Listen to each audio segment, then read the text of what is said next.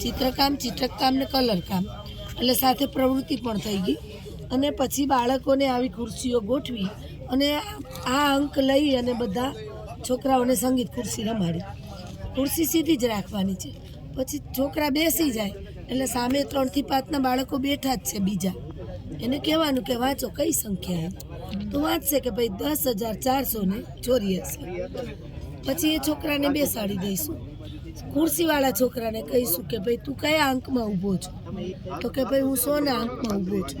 100ના અંકની શું વિશેષતા છે કે ભાઈ મારી પાછળ 2 મીંડા આવે છે અને 100ના કેટલા ભાગ પડે છે, 100 કયા પાડામાં આવે છે, તારી સ્થાન કિંમત શું છે, 100નો વ્યવહારિક ઉપયોગ કયો છે.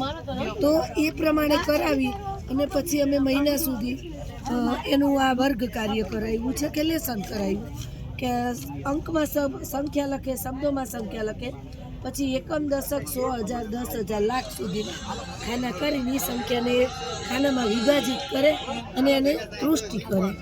તો આ રીતે અમારે 40% સિદ્ધિ થઈ છે અને 60% બાકી છે, અમે પૂરી કરીશું. રમતા રમતા બાળકો અંક જ્ઞાન શીખે છે.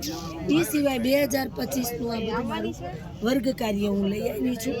હું દર વર્ષે ભાગ લઉં છું. આ મારા સિંધ છે, આ મારું બધું કાર્ય છે. હિતેન્દ્રભાઈ ભંડેરી.